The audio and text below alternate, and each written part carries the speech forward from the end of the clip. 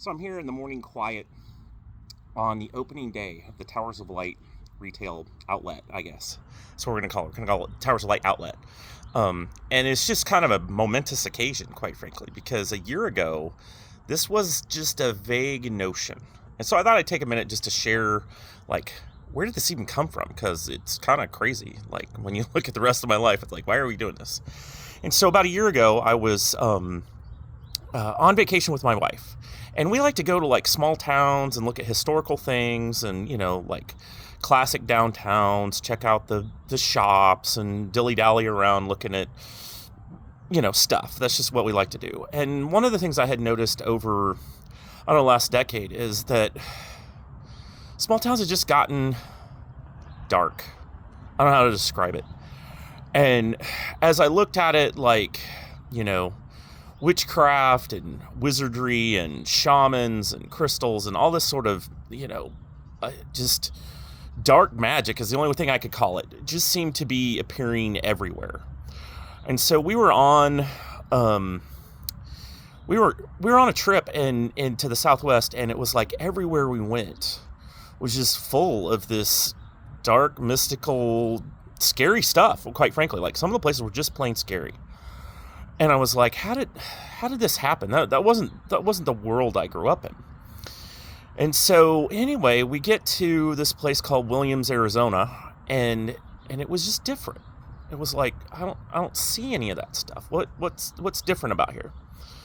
And so as we go looking around, somewhere there's just this Christian ministry.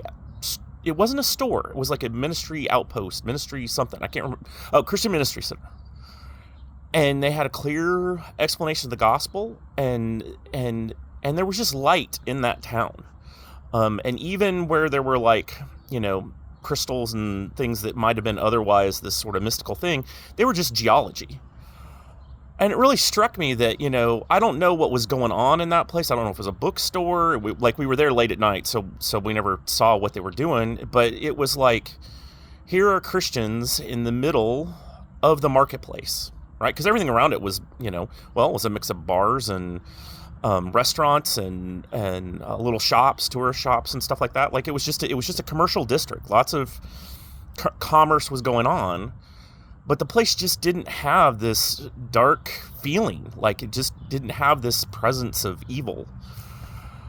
So anyway, I walked away from that and I was like, I think that's part of our problem, right? Is that if Christians are salt and light, if we're the light of the world, that's what we're supposed to be. We're supposed to be out shining the grace of Jesus Christ on people.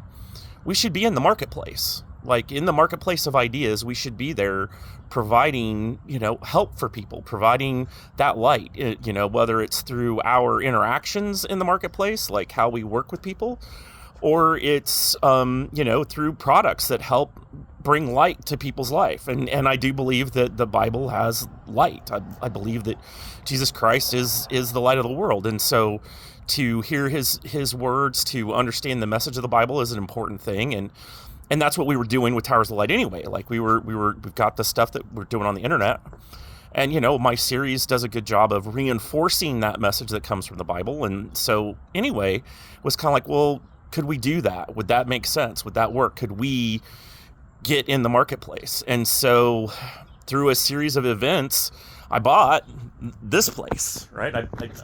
I bought the office condo, moved in, put in the warehousing for our online businesses, put in the studio to do our videos and stuff like that. And then here we are, Christmas is coming up, and everything else had been complete, like all the construction everywhere else. And so this was the last thing. And so here you go. I'm going to walk you through our Towers of Light outlet because we're going to open today at 10 a.m.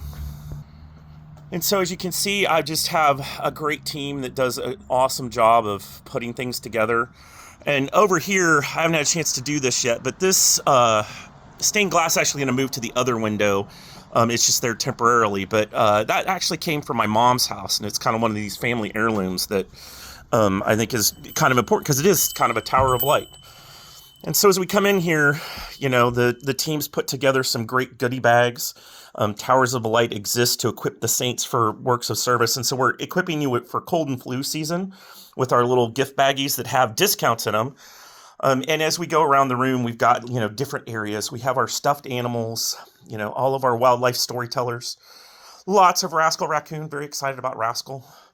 And then we've got this whole kids section with our audio players and some great other content. No, this isn't all Towers of Light stuff. We've got My First Handy Bible and Narnia for little kids. And then we've got various devotionals and prayer guides and things like that. We've got a whole section here in Spanish. We know that's a big community here.